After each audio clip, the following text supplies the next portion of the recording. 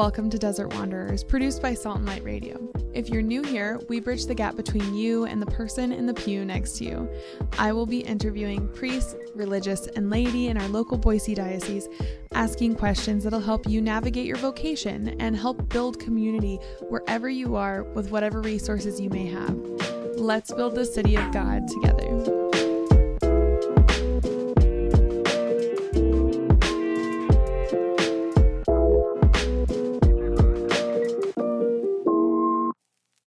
Father Dominique, I'm so excited to have you on this morning. How are you?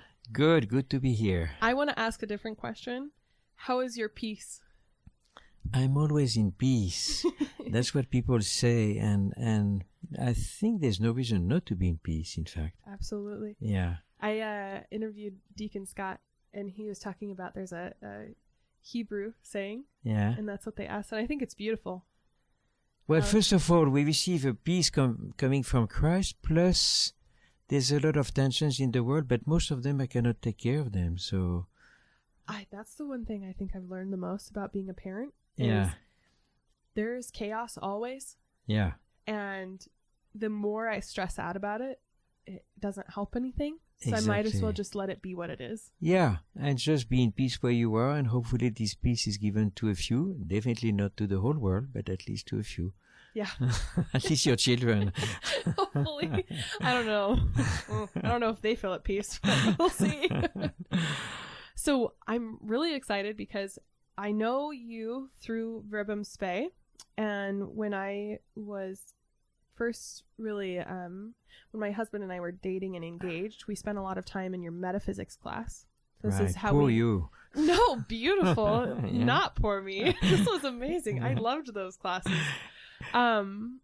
But I wanted to just say that's kind of how we got to know each other. We spent a lot of time. I loved night prayer, and we did the Saturdays and Sunday classes with you every once in a while. Yeah. But just to give the viewers some information, we went kind of through our marriage prep-ish kind of with you, like a secondary. You and Father Johannes were the ones really guiding us through that. And then Father Johannes married us, and the brothers sang at our wedding. And then you've baptized Elijah, and he's baptized Eleanor. So we're waiting for a third one now. Absolutely. Just baptize that one, and then hopefully it goes on. But through this, I think one of the things I've noticed is that your peace and your joy is so attractive. And I think that's why we've really flocked to you and your brothers. So what I want to ask to start is, how did you, as a young adult, or come to the decision that you were being called to religious life? That's a long story. We have plenty of time, as much as you would like to share, we can share. That was the last thing that I wanted to do, first of all. In my family, there were a lot of religious uncle, aunts, and my mother told me that she had prayed as a child to never be a religious. And bad luck, that was a son. Anyway, so I was coming from a normal, decent, but lukewarm Catholic family. And I was working. I had a pretty good job with Citibank, in fact, in Paris. Oh, wow. Yeah. And life of a good old bachelor in Paris. That was nice. Good friends. And really, out of the blue, without planning it whatsoever, it was clear that I had to leave Citibank. Was it like a call, or did something happen? Well, it's interesting. I keep it very clearly in my memory. I was sent by Citibank to London to do a training. And on the night before flying out from Paris, there was a sent away dinner for a friend, Japanese, who was going back to Japan. We had done the same business school in Paris. Anyway, so it was winter, late at night, snowing in Paris. Okay, just before catching my flight, I went to say goodbye to her in this hotel in Paris with a few friends. And in front of the hotel, there was this man, Beggar, obviously cold. And I don't know why, out of the blue, that was years ago, that was in 81. So you were not even born. No. Out of the blue, I had this deep impulse to give him whatever money I could find. Of course, I didn't have any cash. There was no credit card at that time. So I had to negotiate with the hotel to get some cash. And it was a long thing. And I don't really remember. But I must have given to this poor man the equivalent of maybe $2,000 out of the blue. Wow.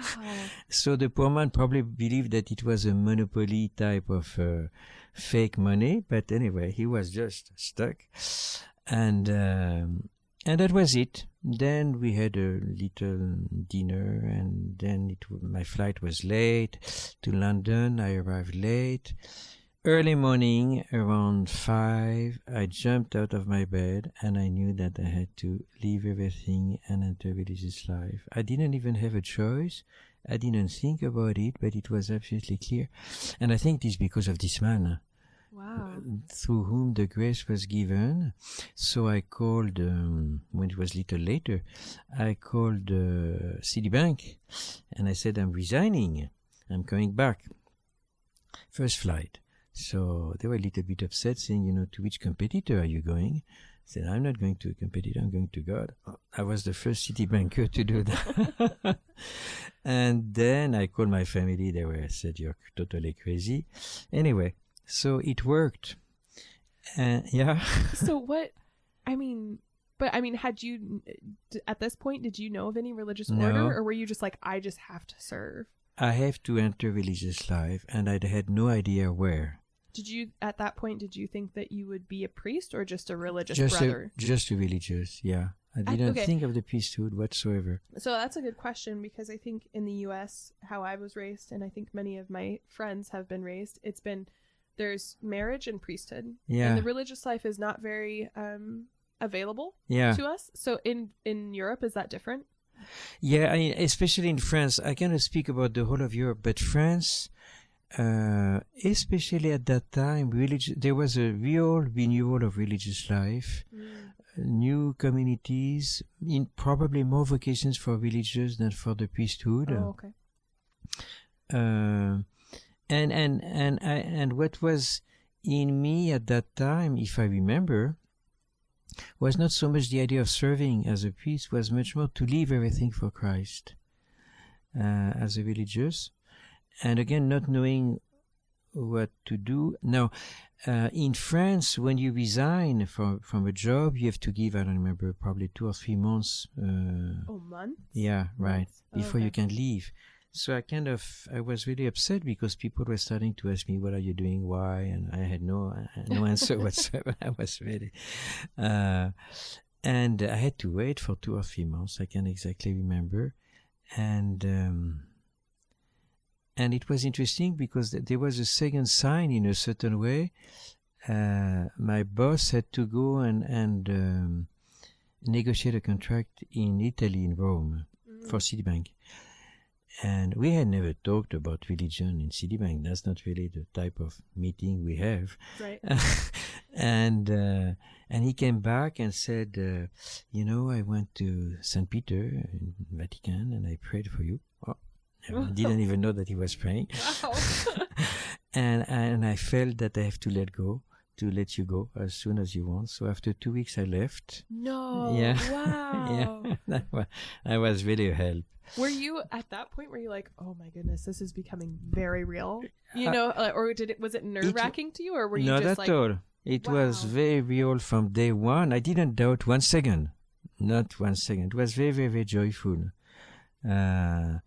But my whole family was against it, obviously. Yeah. So I had to leave. It was kind of interesting. I had to leave at night to make sure that nobody knew that I was leaving.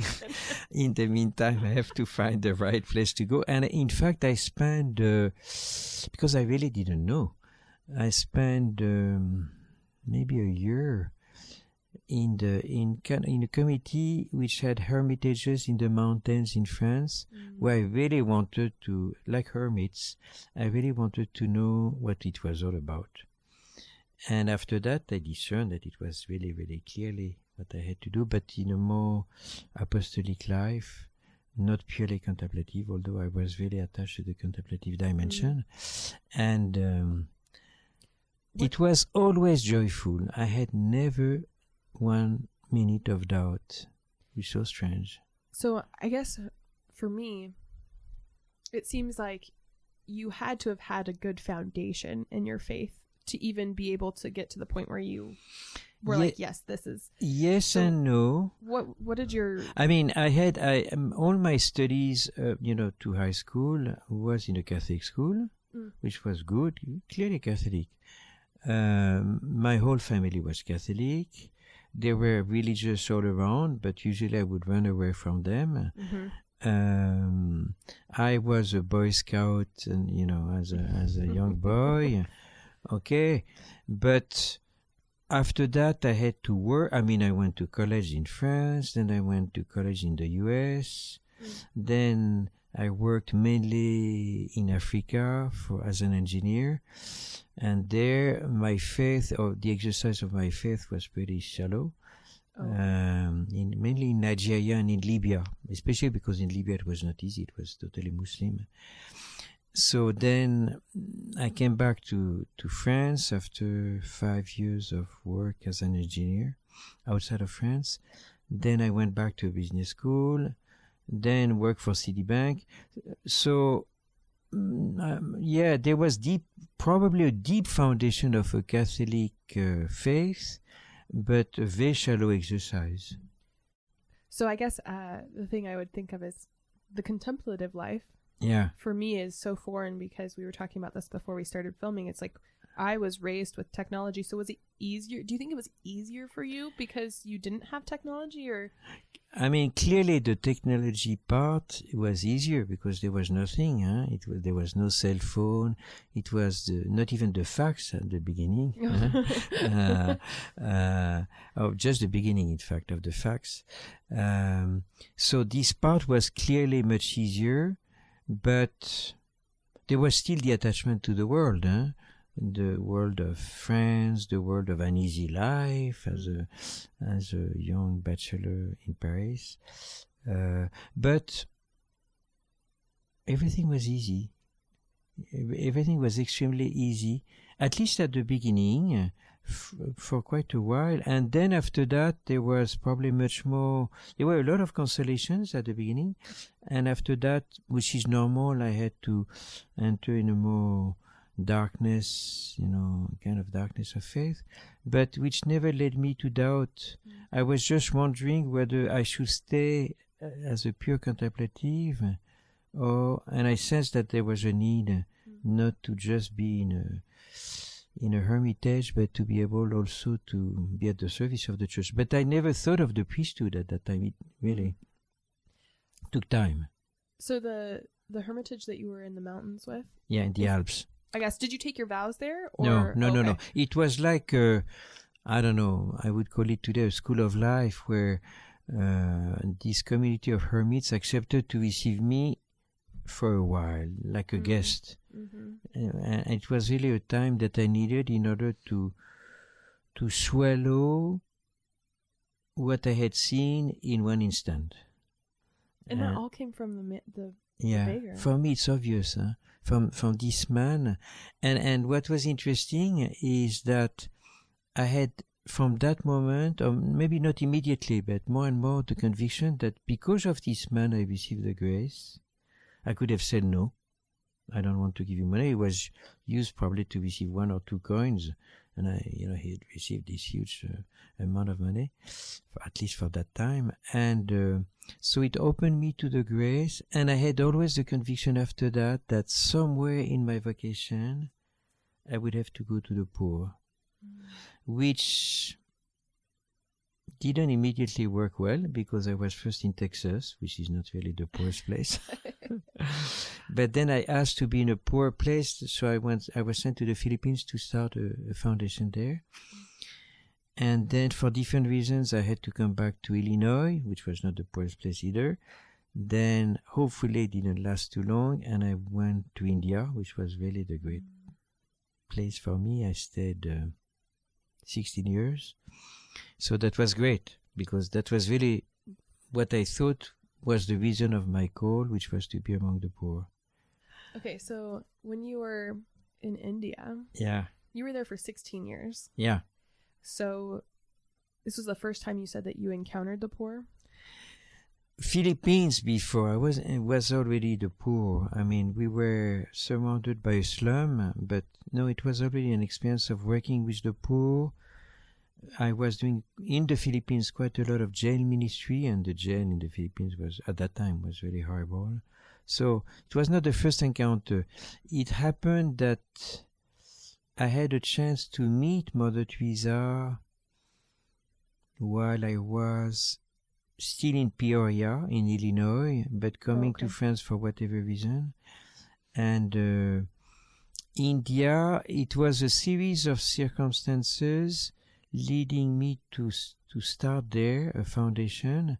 But the first intention of the bishop who invited us in Pondicherry, which is southeast of India, the first intention was for us to be a contemplative presence in his diocese and to serve as chaplain of the university, because the local university was there, and to be part of the interreligious dialogue, Hindu, Muslim, and Christian.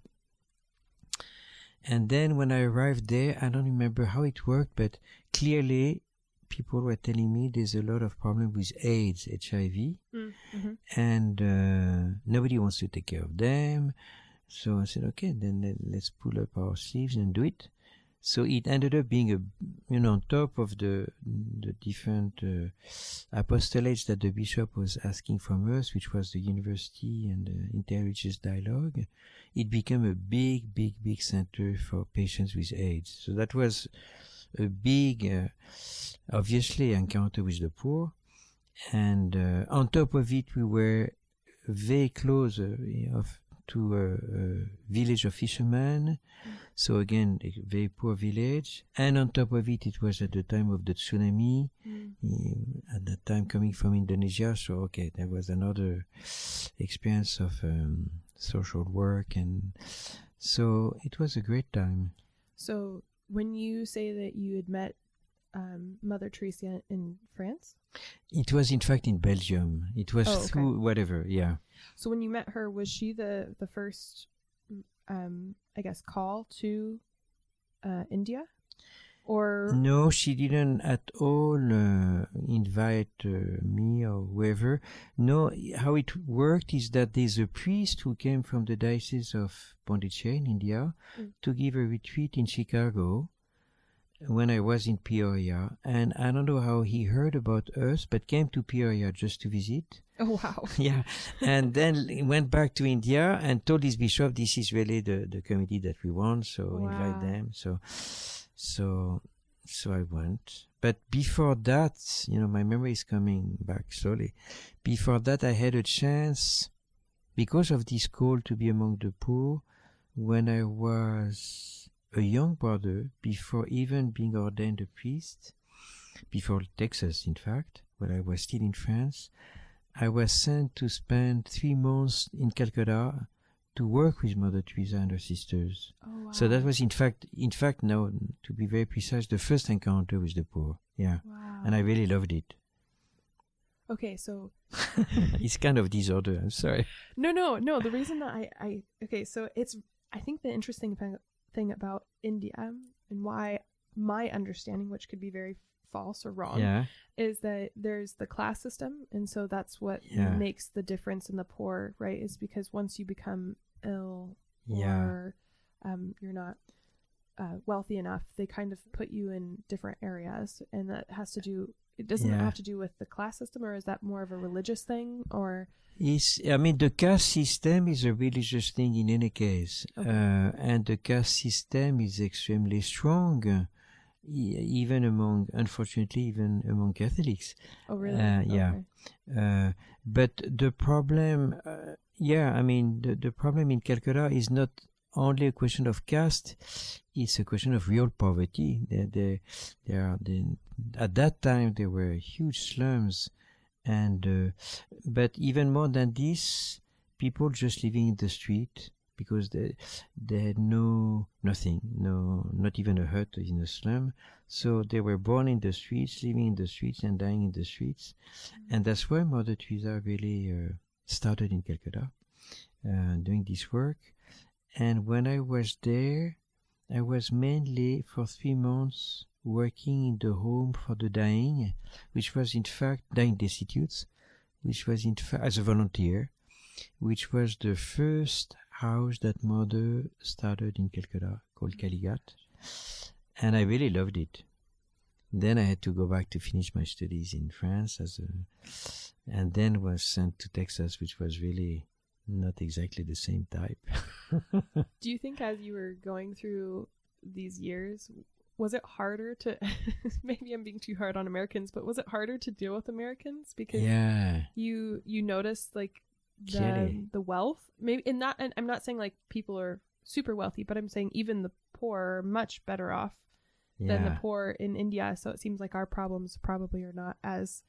Yeah, I mean, clearly, and clearly, and in the same time, I'm always happy wherever I am. Yeah. So, and I think that what is important in life is what gives a meaning at least at the natural level to what you live is the friends that you have. Mm-hmm. So in India, obviously, 16 years I had great friends, but in Peoria also great friends, in Laredo, Texas, great friends. So, but it takes time to adjust, obviously. Absolutely. And yeah, I would say that a lot of poverty in the US or in Europe are nothing compared with the real poverty of people who have nothing. When you were in but the poor in India are so joyful. That's what I was. That was what I was going to say.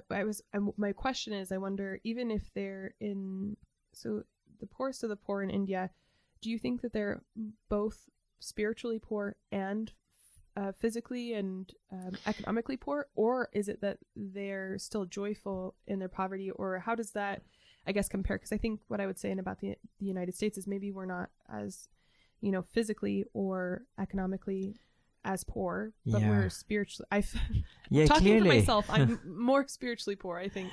I mean, they have millions of stories, and obviously, each case is different. But Indians are fundamentally religious. The life of an Indian, whether Muslim or Hindu or Christian, the daily life is religious. A taxi driver or a bus driver who is Hindu would never start his day without first going to the temple to do a little offering, or a mother would take her child to school and first stop at the temple to do a little prayer with the child. So the whole life is centered, is religious somehow. So that level is so important. It's a strength for them. Plus, there's a strong sense of community which doesn't really exist so much in a culture which is very individualistic. And what I really admire is that the poor, are capable to give thanks. A little help that you offer, and they give thanks. They don't consider that they have a right. We are so much a culture of rights. Mm-hmm. So the dynamic is totally different. Let's not make them perfect, and they also have their limits and their weaknesses. But without speaking necessarily of the poorest of the poor, who all obviously give thanks for whatever we can do for them. My experience was a lot also with the fishermen, who are not necessarily the poorest, but were poor because it's a hard work, and they are on small boats called the catamarans, which are just basically a piece of wood, and they go fishing for one fish for the day, but so joyful. They've learned to live of what they have.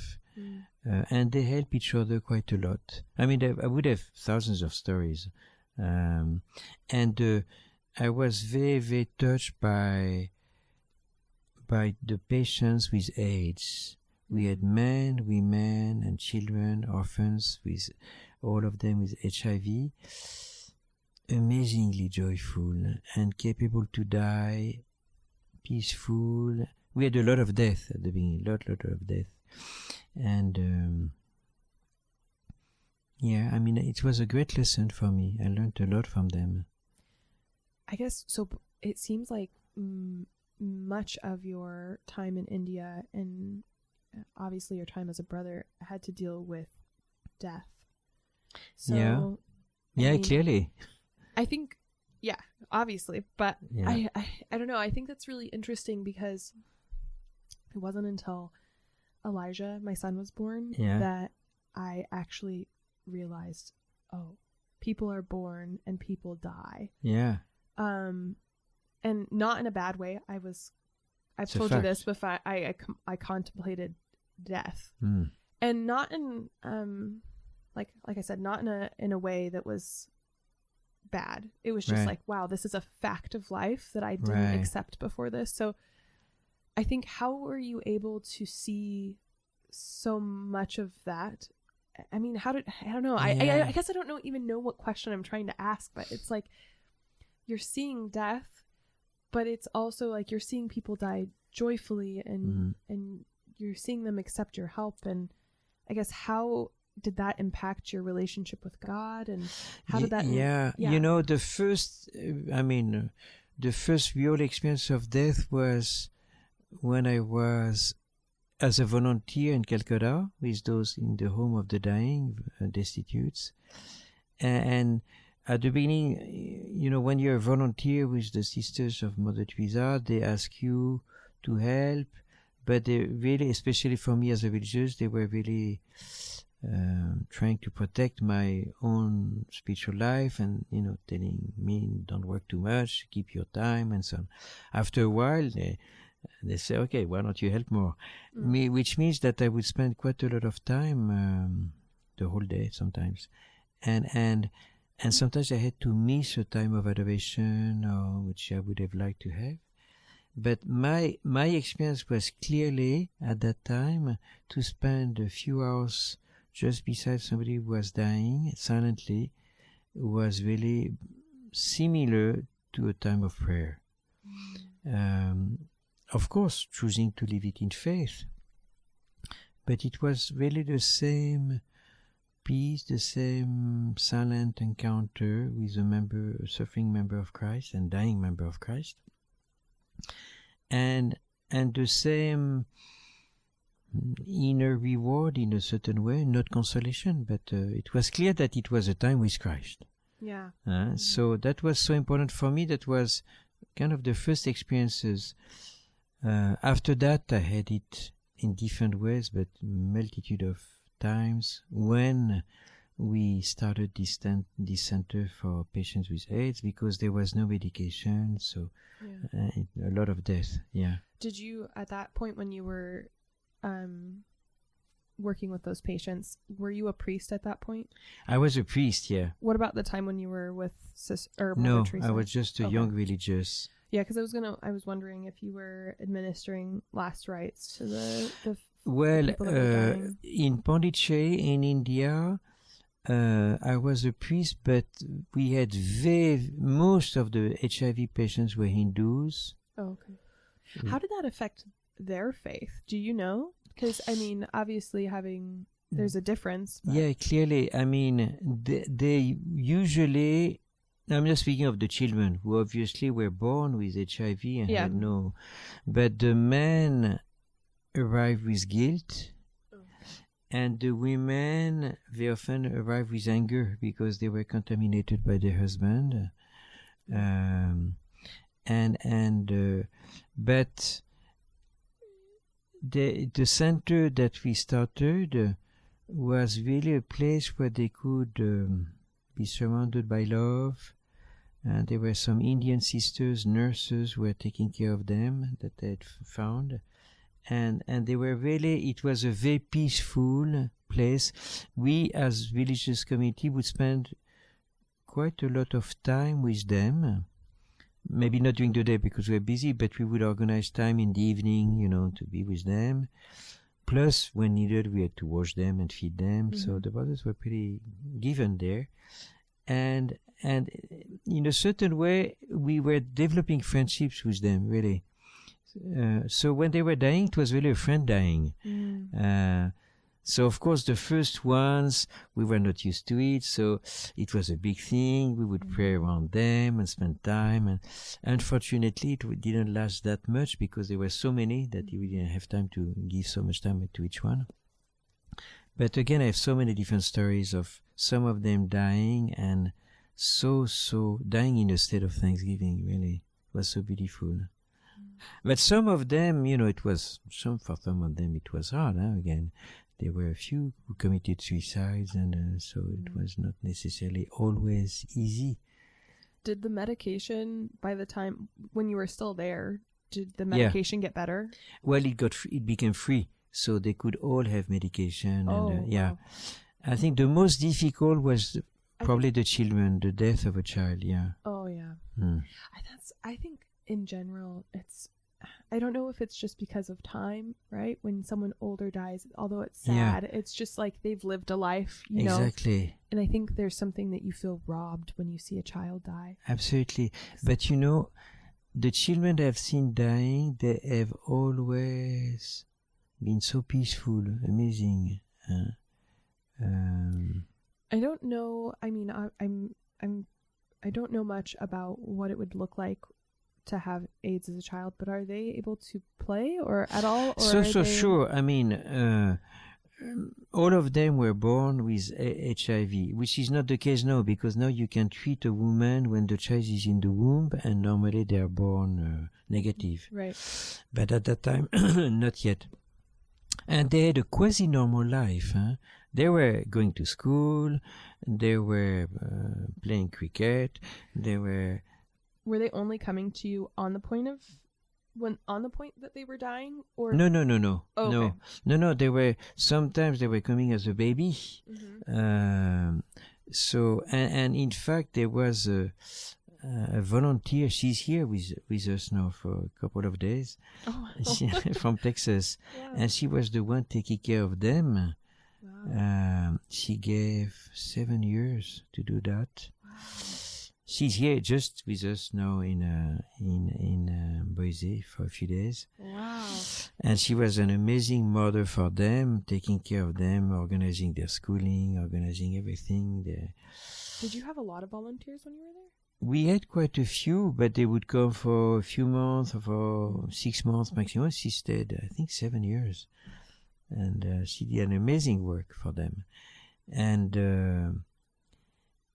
but they were the children were extremely joyful. They had a quasi-normal life. She was even pampering them too much. So well, I mean, it's hard not to pamper children. It's so hard. Yeah, I agree. You know that.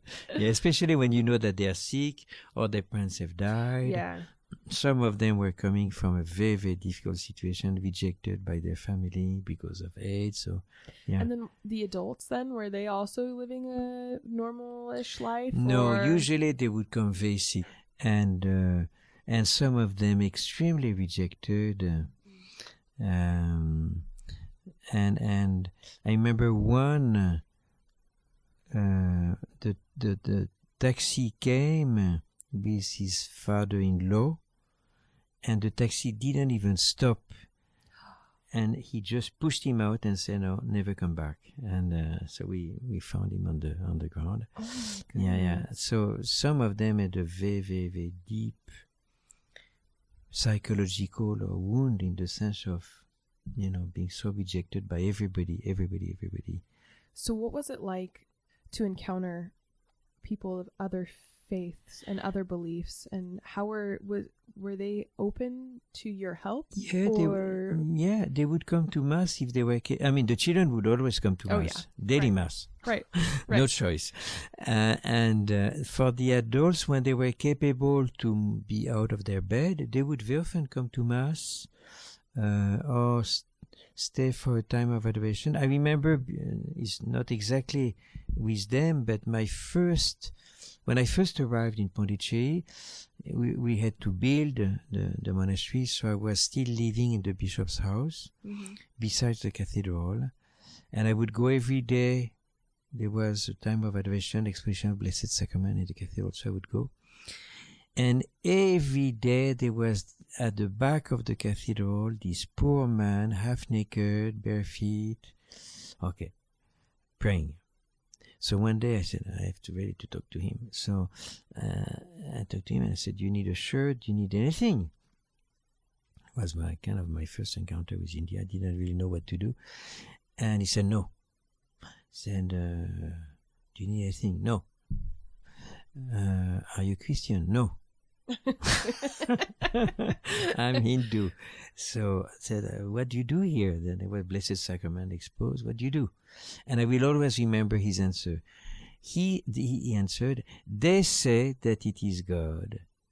Speaking of the Blessed Sacrament, "They say that it is God, and therefore I think that I should be there." That was enough. Yeah. He was a beggar in the street, but he would spend his hour of adoration every day. Wow. Oh my gosh. Yeah. What witness. So did you ever see, I don't think this is the point of you guys being there, but did you ever see people come to the Catholic faith, like be baptized? No, very, very few. Is that a cultural thing? Yeah, or? yeah. Okay. Because when you change religion in India, you even change the legal system. Oh, wow. So there are 3 legal systems for Muslims, Hindus, and Christians. Wow. So no, it's quasi impossible. Oh, there are some, but very, very, very few conversions. So does that mean that there's like a crossover between people that are Hindu, but like you said, that are going to adoration? Yeah. Right? Yeah. So was it normal to see people kind of in and out of? It's interesting. Hindus would easily come to pray in a church or even in a shrine. There's a beautiful shrine, kind of copy of Lourdes in south of India, called Velangani, and probably 60% are Hindus. So they would come, while Christians, or at least Catholics, would never go to a temple. Never. They were educated that way. Oh, yeah. Yeah, right. Yeah. Right. It was, it's... What about the Muslim population? Would they probably were more... they were probably more like the Christians, right? And they would not convert, obviously. What would they go to? They would not go to a temple. They just go to the mosque. And some states are much more Muslim than where I was. Where I was, it was mainly Hindu and Catholics, but still, 10% Catholics, no more than this, yeah. Do you know the history of when Catholicism started to enter into it? Yeah, Saint Thomas, the Apostle Saint Thomas, who supposedly, but I think it's the truth, ended up being in India on the west coast, and that's really the first generation of Catholics coming. After that, there was Saint Francis Xavier.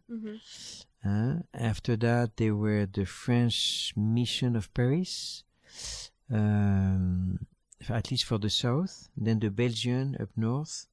So, but in a certain way, I would say that the evangelization in India was a failure. I remember when I was first in Calcutta, meeting the Bishop of Calcutta, and he told me, the church has failed in India. I said, why? Because we have built hospitals, orphanages, schools, and all this, but we have missed the fact that Indians are, first of all, contemplatives, and we have never really presented the contemplative dimension of the church, so we have failed. That was years ago. That was in 89, something like this, or even, some 90. But does that stem from, do you think that stems from Hinduism? It's more contemplative? Or what would make it more contemplative? Because of Hinduism. Yeah, a good Hindu has a regular need to go in an ashram to spend some time of meditation. I remember when I was in Peoria, we were in the Newman Center taking care of the students of Bradley University. And when I first from there went to India, one Indian student came to me and said, "Oh, Father, can you go and visit my guru?" I said, "I don't know." What do you mean? And he said, because we all have a guru, we all have a spiritual father one way or the other.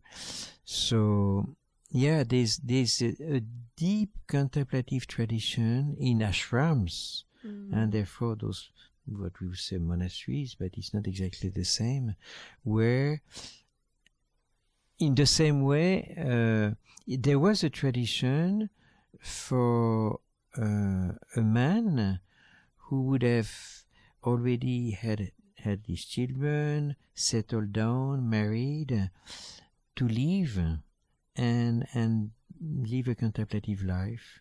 He would leave his family either to be in an ashram or sometimes to be just close to a temple. I remember meeting one. He had been an architect, had 3 children, married them, good life. He was from a high caste, Hindu. What would happen to the wife and children?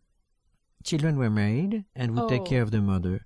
Oh, okay. Yeah. Okay. I was thinking, sorry, I was thinking small children. No. They were all married and settled down. Oh, okay. And it was considered as not at all a scandal, but quite good and a sign of sanctity to leave and then end up during the last, 20 years of your life just being praying.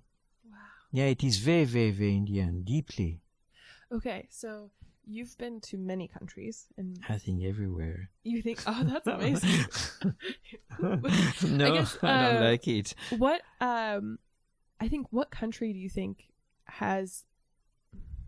Okay, I'm going to preface the question like this. Yeah. So in the United States, I think we really, in a way, worship work. Yeah. You know? So what do you think, or which culture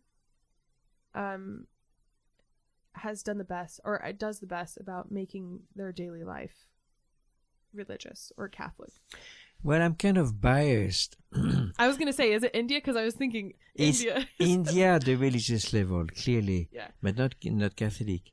And the Philippines, clearly Catholic. I mean... What is it like in the Philippines as like a daily life for someone? Or is it the same where they go to church every morning? Or? Well, the difference, which is quite interesting, is that the Filipino religious way is very devotional, while the Indian is much more contemplative, much deeper. Wait, say that again? The Filipino way of living the faith, the Catholic faith, is very devotional. Okay. While the Indian and therefore Hindu way of living the religious dimension is much more contemplative, much more silent. So if I understand that correctly, it would be, when I think of devotion, I think of kind of like a rosary or a novena. Yeah, right. Like it's a doing thing where you're... Absolutely.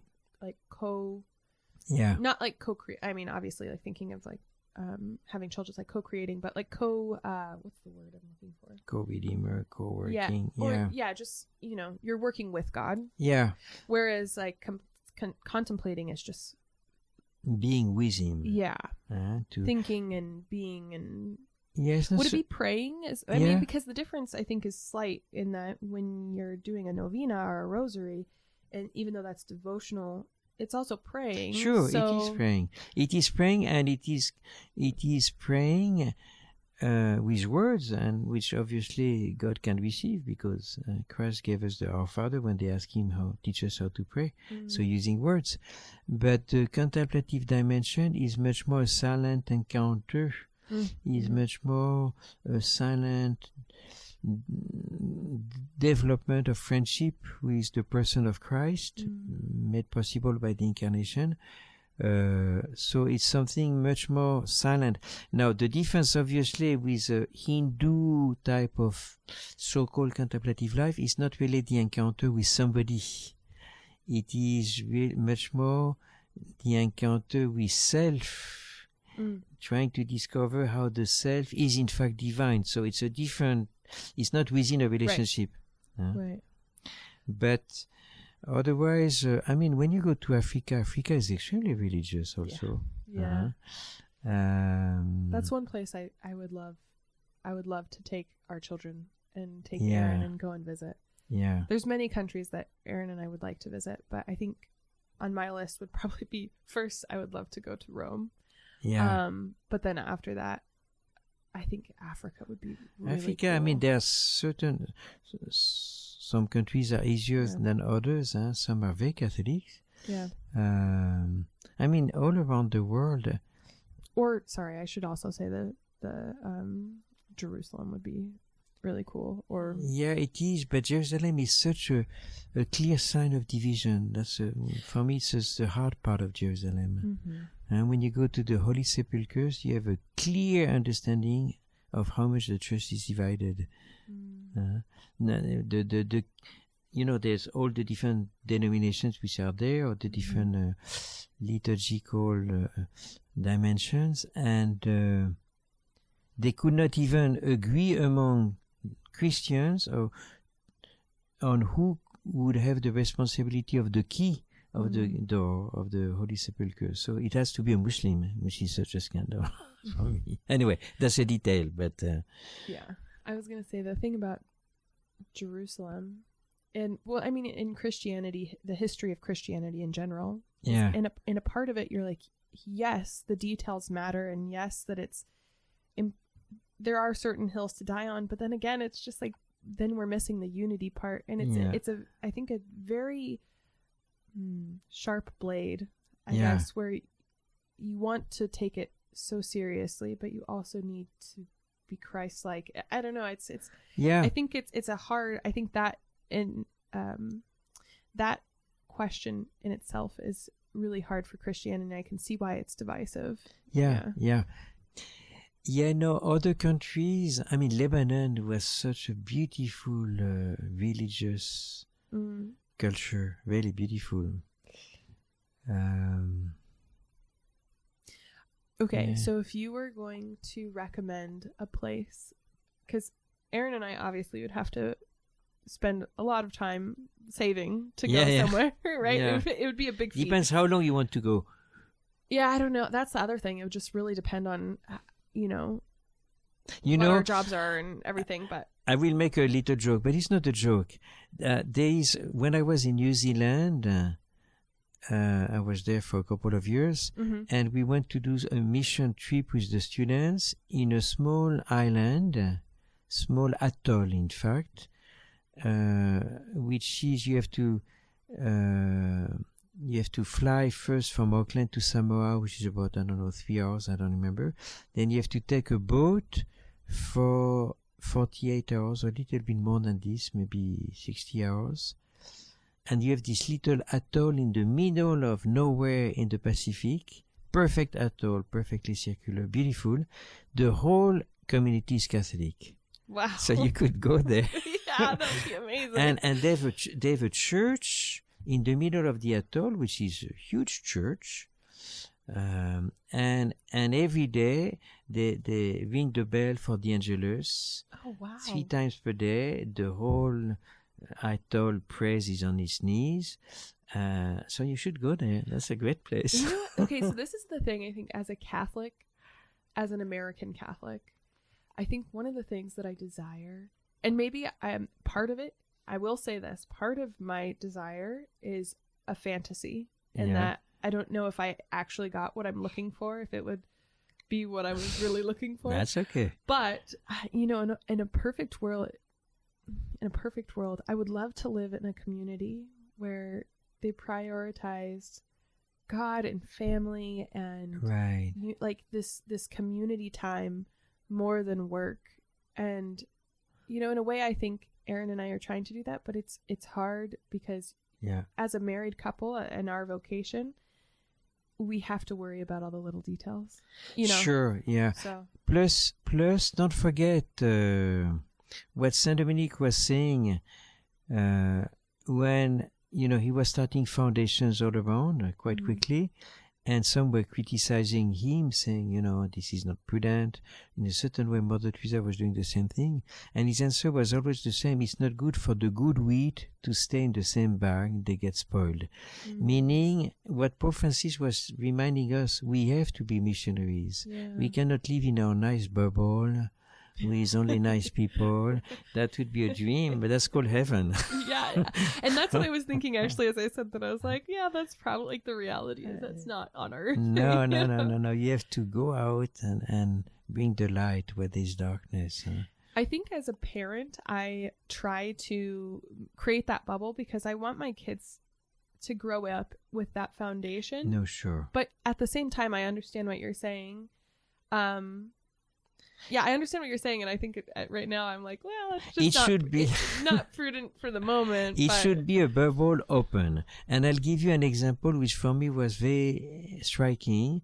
When I was a young student in Paris, I had a good friend whose family they had quite a lot of children, very Catholic, and from very early, when the children were, I don't remember, probably 6 or 7 years old, the parents would go once a month in the streets to find a beggar and invite him for a meal.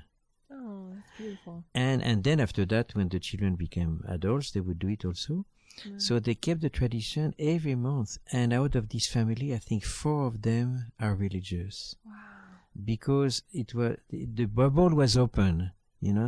They were protecting them and really a very, very good Catholic education, but they learned what it meant to be open to the need of others. Yeah. It was beautiful. Yeah.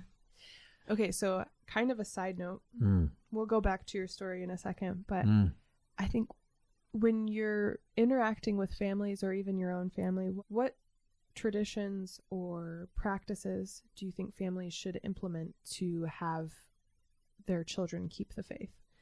I think, yeah, I mean, my experience, and again also what Mother Teresa was saying, a family which prays together stays together. And I think this is so true. But again, not necessarily devotions, which sometimes can be so hard on a child.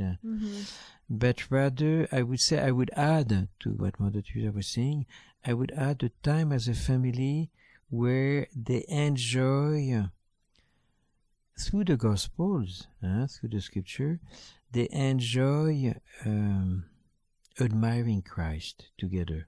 What he said, what he did, what we would call in our little religious way of life, Lectio Divina, but to do it as a family.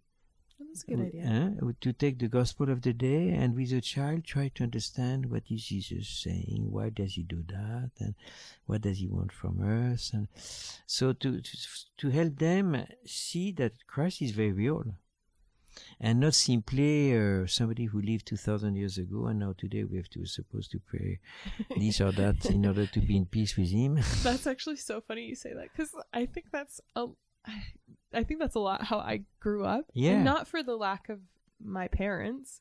It's just, I think when I read the scriptures, I feel very separated in time. Yeah. Right? I think that was also a little bit of a grace of the Second Vatican Council to remind us that the Word of God, which was kind of obvious for the Protestants, but the Word of God was an essential part of our daily Christian life.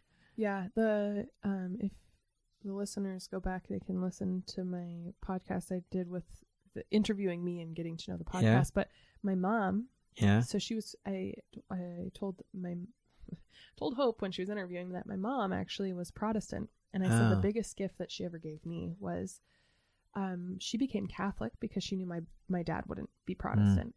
And so she wanted the unity of the family.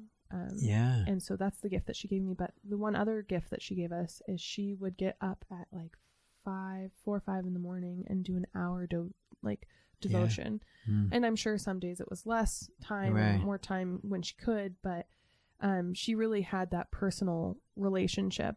And I think that it really impacted my older brother more than it did with me. But I know that just seeing her do that and spend that time in the morning, it still impacted me. Surely. But I think that's one thing that I can learn from my mom and from my family that is not Catholic, is really getting to know Jesus. And I know you're helping me with that as well. But no, I totally agree with you. And I think to help a child by your witnessing of your life, see how it is joyful to be Catholic, joyful to have Jesus as a friend. Because sometimes in the name of Catholicism, which is kind of an ideology, it has become a duty, or it has become, no, it is the most joyful thing to have as a best friend the Son of God. That's not so bad.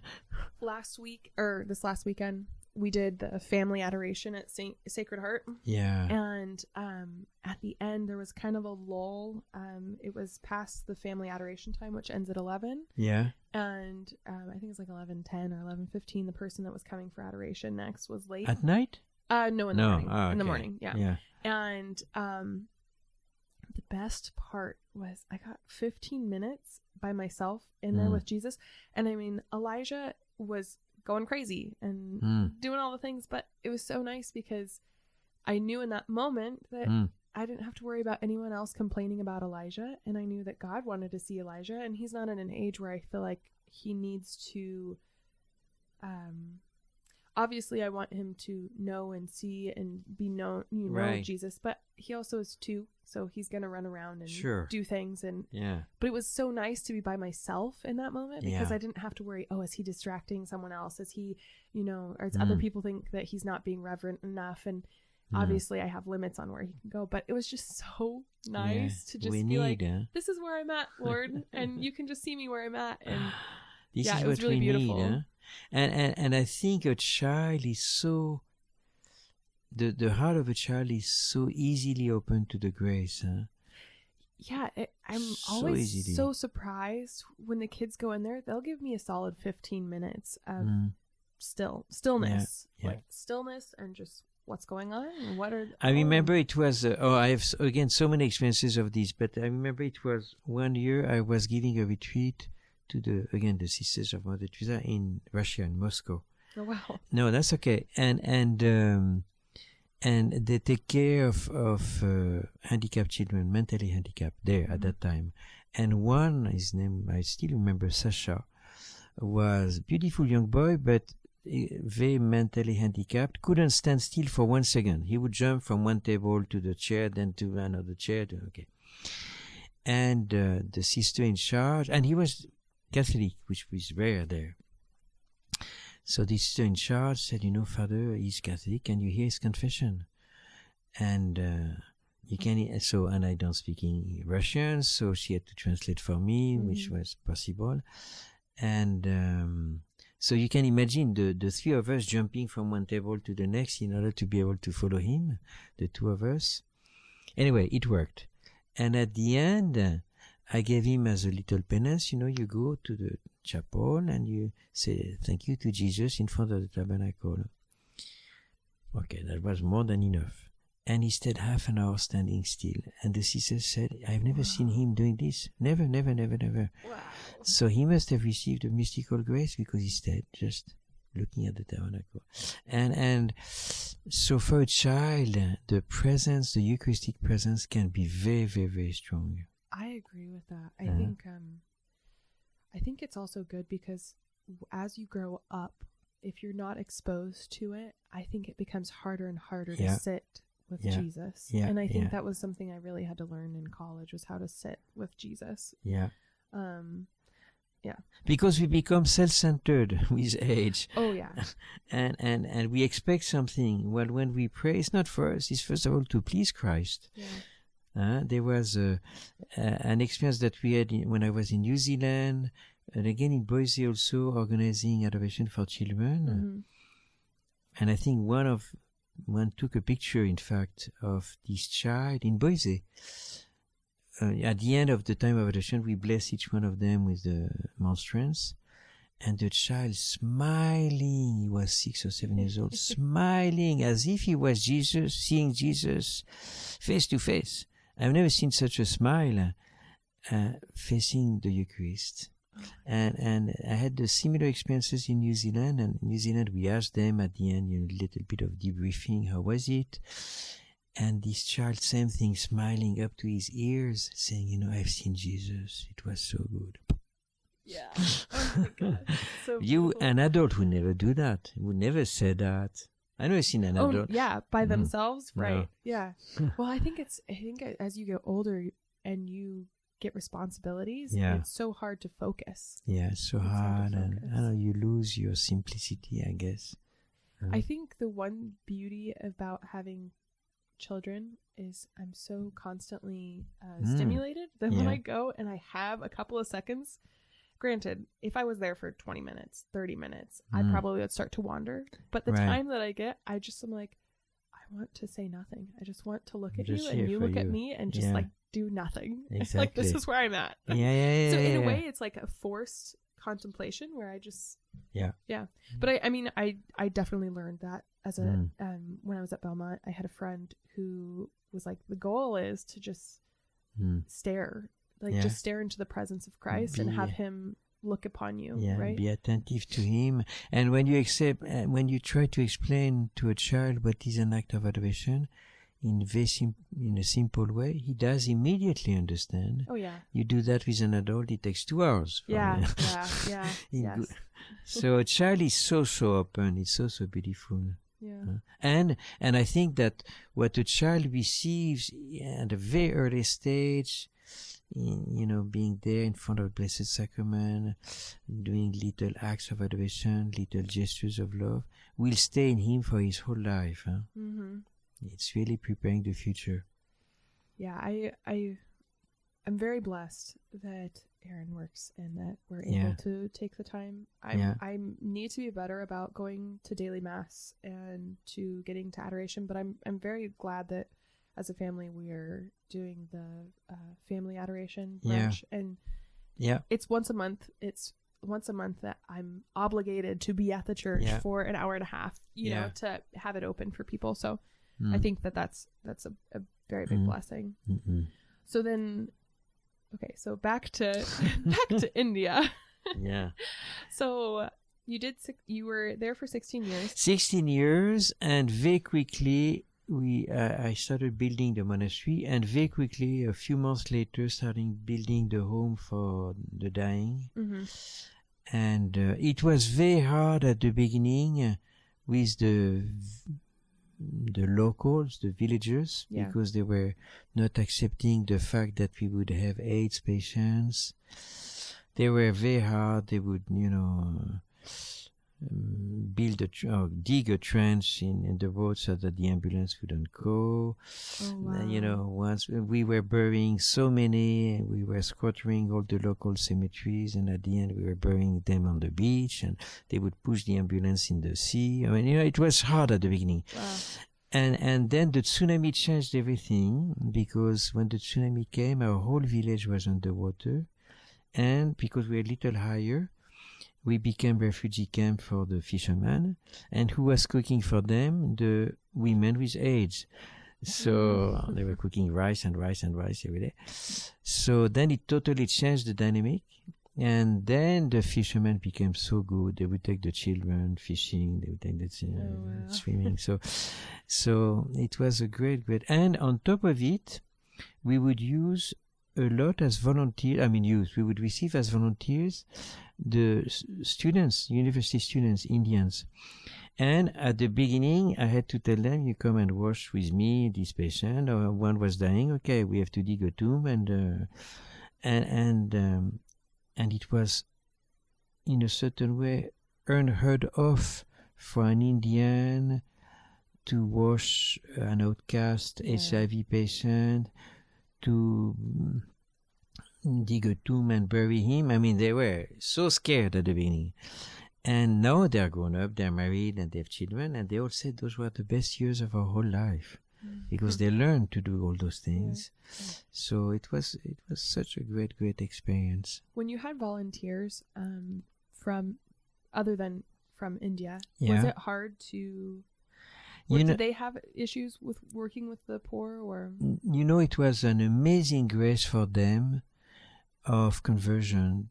Many would come with their own little problems as usual, as Westerners, and being able to help people who are really in need was such a grace of conversion, of discovering that they could love simply without being turned on themselves. I will always remember one year, we had a volunteer from UK, in fact, and he was always...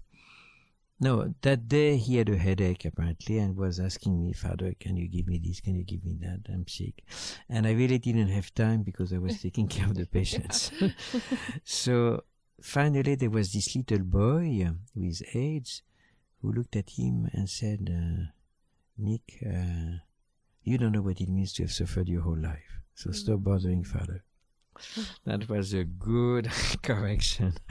And that was... How old was this boy? Yeah, he was 6-7 years old. You don't know what it means to have suffered your whole life, so stop bothering. Oh my goodness. For a headache, yeah.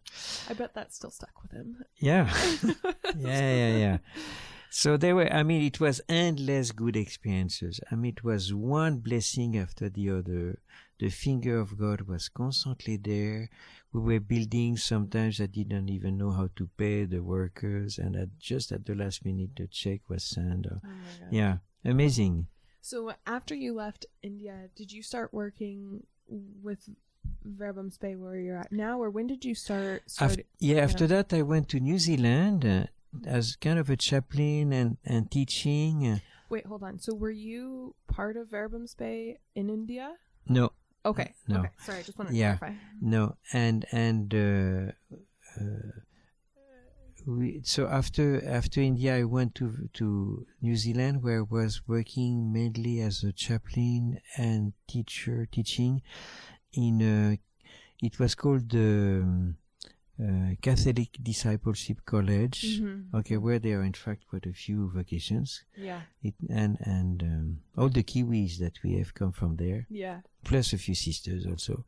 There's an episode with Brother Joseph that will be out before this one. So, okay, and he talks about it. So yeah, so that was great.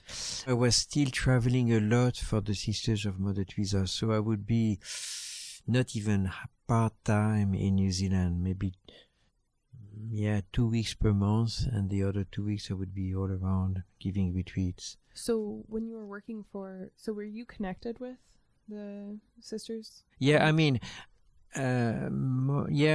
Giving retreats, then obviously. I've been giving retreats all around, and seminars.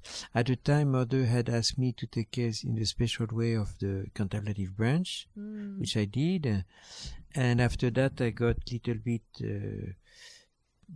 taken aside by the active branch, and I was giving them a lot. There was a year in between India and New Zealand where, for different reasons, not only the Sisters of Mother Teresa, but for different reasons, different retreats, I think for 1 year I didn't spend more than 10 days in the same country.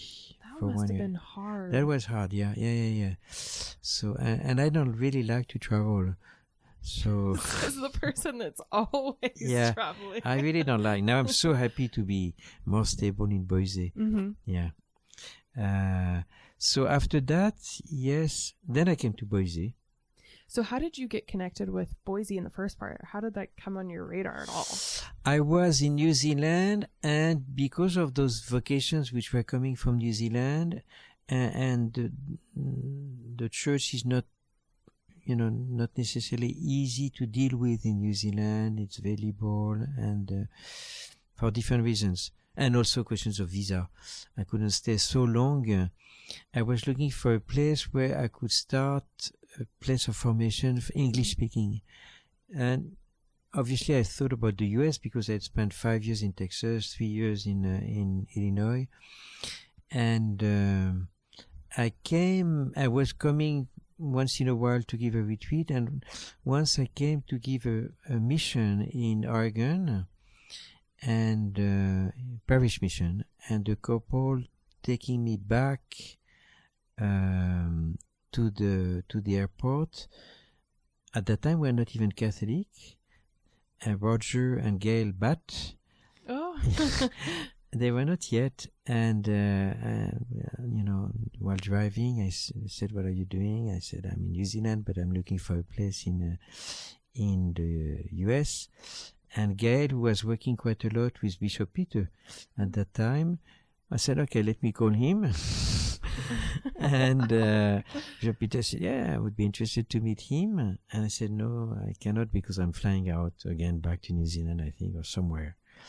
But anyway, she was the one really cause of all this. Wow. Yeah, and then I came back, met Bishop Peter. I was really so touched by him. Part of it is that we both have a similar love, which is sailing. That was not the first reason, but I was really touched by him. And he invited us to come whenever we could. So that was the reason.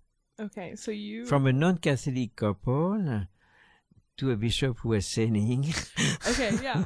So sailing, meaning like I love to sail. On the sea or just... No, sailing on the sea. I used to sail quite a lot as a student. And that's the most difficult for Boise. There's no sea around. New Zealand was great. There was the sea all around. India was great. We were in a fisherman village. You're just going to have to get connected with someone that has a sailboat up in Cascade or something. Or yeah, it's a small lake. Huh? We need a bigger one, but that's okay. That's true. That's true. Maybe down in what? Up north. Oh, yeah, Coeur d'Alene. Coeur d'Alene, you're right. Yeah, that's slightly better. Slightly. Yeah. So when you met Father... with Bishop Peter? With Bishop Peter... So how long did it take for you guys to get into it? He invited me to have a quick lunch with him, and at the end he said, "Okay, when can you come? We'll try to find a place where you can stay with your brothers."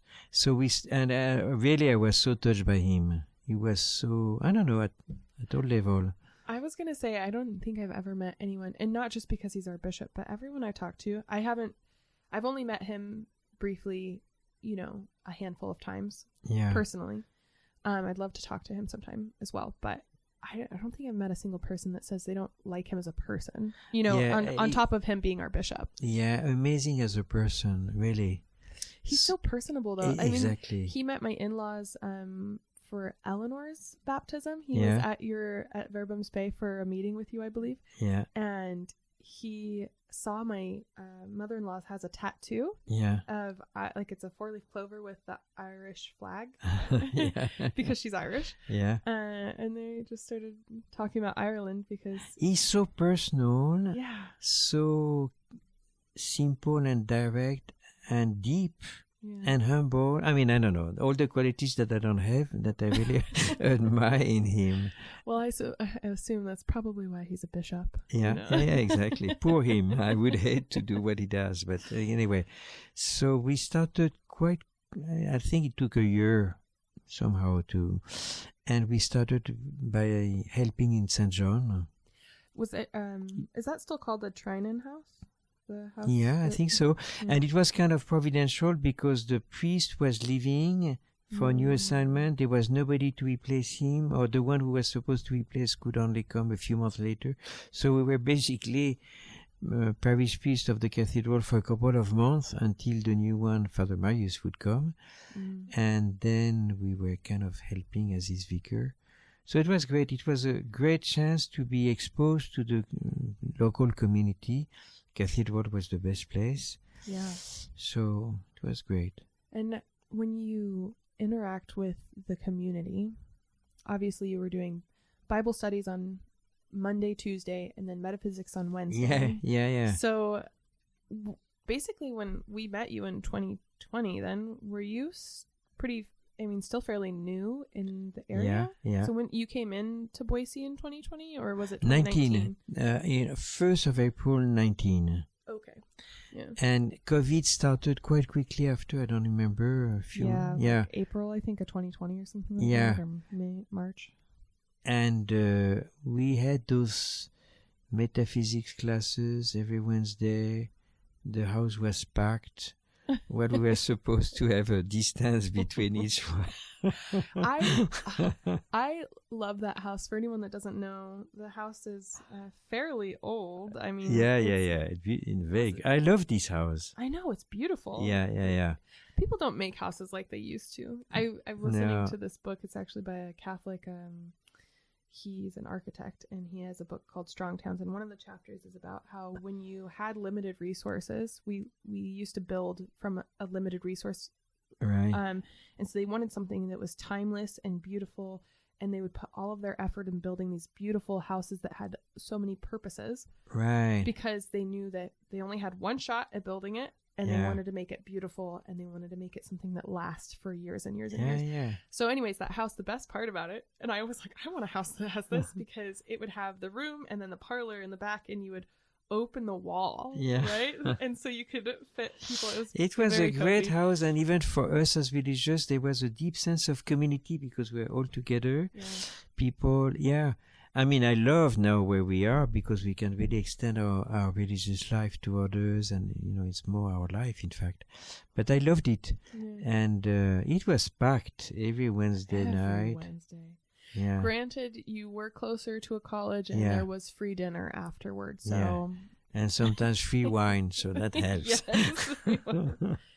I think one of the things I miss the most about having children is this freedom, no? And I miss the freedom in some aspects, but it's like I loved going on Wednesday, and the favorite part, metaphysics was great, but the favorite part was the community part afterward. And then sometimes you didn't want to, but as soon as you got upstairs and you heard the chanting, and when we were doing night prayer, there was just this like peace. And I mean, that room was so small, and you'd pack so many people in that during COVID.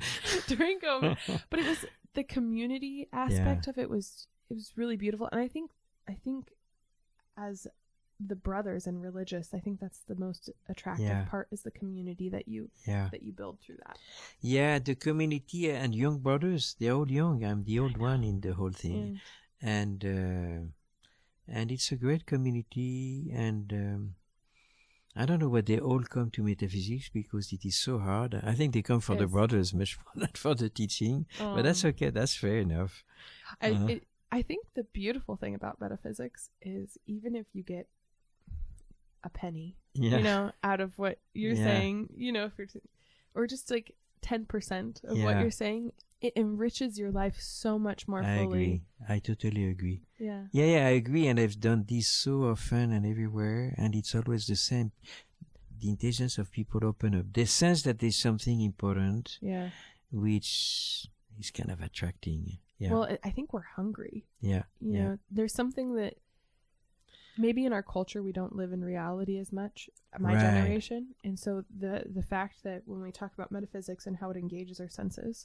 Right. And also it's such a subjective culture. We are constantly looking at ourselves, reflexive.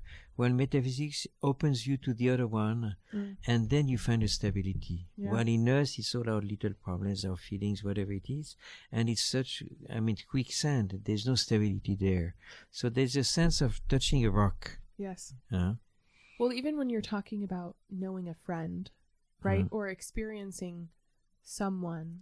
Right. And then you can correct me, because I'm probably going to be wrong, but there was a part where you said the only way to know you is have someone else love you. Yeah, absolutely. Plus, I think it has become the major dating place in Boise. I do think that's true. I mean, I'm not sure if Savannah and Adam met at Metaphysics, but I think they might have. Quite a few couples have been married because of this Wednesday evening, which is fine. But at the same time, I think many brothers came from metaphysics or from the talk about it too. So how many brothers have you have joined or have done what is it called, the first year novitiate. The School of Life or the novitiate, yeah. Yeah. How many of them have come from the U.S. since you've been No. here in Boise?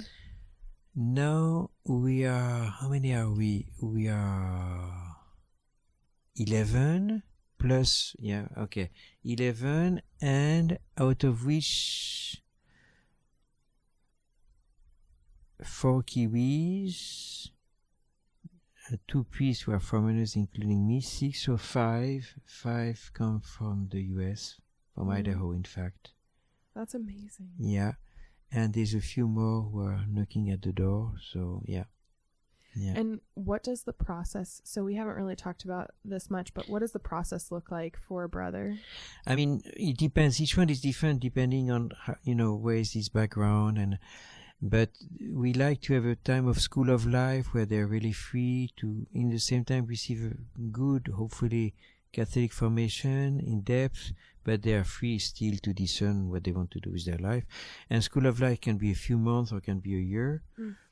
Sometimes it's even longer. And after that, when they sense that there's something which is more mature in their discernment, they can start to be a postulant for a few months, then join the novitiate, which is usually 1 year and a half. And they take their first vows. They do most of their philosophy in Boise, and sometimes even the first year of theology here. And after that, couple of more years of theology, normally not here, and ordination when the bishop considers that they are ready for it. To the priesthood. To the priesthood, yeah. I think most of them are clearly called to the priesthood, at least until now. That's what I've seen, yeah. But then to join the brothers, you have how many vows? 7? So we take vows. We have 3 vows. 7 years. 7, 8 years of formation, yeah. So for the brothers, you have 3 vows. And what are the stages for the vows? So they take vows, first of all, always vow poverty, chastity, and obedience. First of all, for 3 years at the end of their novitiate, and after that, for life. So they're young prophets, final prophets, and they're all great, really. They're amazing brothers. They are amazing brothers. Really. Hopefully we'll get to have more on the show because I was really blown away by Brother Joseph's story. Yeah. And, I think the one thing I told him and the one thing I'll tell you is, like we said earlier with metaphysics, there's something that is so attractive about the brothers and Verbum Spei. And I told him, I said, regardless of what's going on, because he kind of laughed at me when I said this, I said, there's this peace and joy that you guys promote that is so attractive in it. I think the world outside of your community just sees that and they want to be around that. So, and that's what I love, not only metaphysics, but I think the what used to be the retreat center of the diocese has become really a spiritual place where people like to come. They come and pray, whether we are there or not. This little chapel of adoration. So it has become really an important place for the diocese, I think, which I really like. I agree with that. So if someone is listening and they think they might have a calling or they find this interesting and they want to learn more about religious life, how can they get connected with you? If they are close by, they can come. Yeah, and we have masses, we have adoration every day, and they can come to anything. There were classes, even in every morning they can come. If they are far away, the best is to be in touch by calling or sending whatever mail or going to the site, the website, which is quite good, I think. Is your phone number for the monastery, is it on the website? Yeah. Okay. Everything is there, so yeah. They are more than welcome. Is there anything else you would encourage someone in that who's considering to be a brother or religious life? I think, in truth, religious life, if God gives us the grace for it, is the best life. And I think the easiest life. I talked about that with Larissa and Johnny. I was like, I think many people think that marriage is easier than the priesthood or religious life, and then you get married and you're like, oh wow. In a way, it's beautiful though, because it is a purifying period, because you see it's kind of like before you take the splinter in your neighbor's eye, take the log out of yours. Yeah. I think that with not only with your spouse, but once you have children, it's very clear that you have a lot to work on. Yes, so much. Yeah. I mean, I really admire couples and families because it's a hard life and it's yeah. Natalie, I have to go because I have to cook. Oh yes, yeah. Sorry. All right. Well, Father, could you end in a prayer for us? Yeah. In the name of the Father and of the Son and of the Holy Spirit. Father, first of all, we give you thanks for the grace that constantly overflows from you through Jesus to each one of us. We give you thanks for the gift of life, for the gift of divine life, for the gift of the church community in which we find this freedom, this peace that Christ came to offer to us. And we pray especially for all those that you want to touch, all the vocations, whatever they are, family, marriage, priesthood, religious life, the different calls that each one can receive in order to serve the kingdom. We ask you to give your blessing, to give the joy that is your mystery to each one of us, the peace and the beatitude that is your mystery to each one of us. And we ask this through Christ our Lord. Amen. Thank you, Father. I'm so glad that you were on. Thank you. Indian way.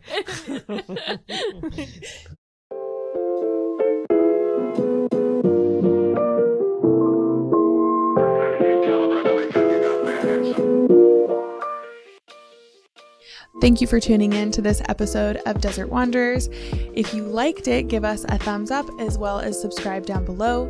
We're produced by Salt and Light Radio, so you can find us on social platforms at Salt and Light Radio or Desert Wanderers Podcast. We produce episodes every week and we launch them for you on Wednesdays. So make sure to tune in for next week's episode and we'll see you then.